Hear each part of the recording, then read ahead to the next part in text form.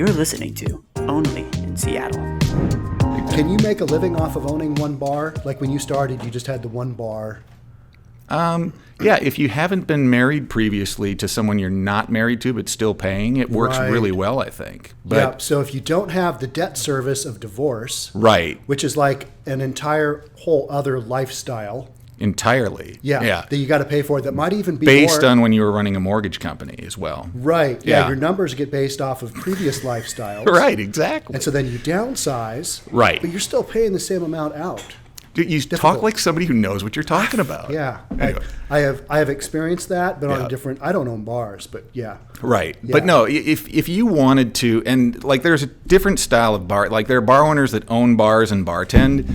If, like, I have a license to bartend, but if anybody were to ever come into either one of my bars and I were behind the bar bartending, that would be a clear sign that something disastrous had gone on in my business. Happen. Oh, so did you go goodness. to bartending school? No, I mean it's all you got to do. You just apply It's for the not license. that hard. You take some stuff. You watch a bunch of videos about drunk driving. Yeah. I mean they really focus. And again, I would if I were the Liquor and Cannabis Board. I mean they really focus on over service of customers and noticing when things are going wrong. We're going to get into that. Yeah. That's a question people always ask. Yeah.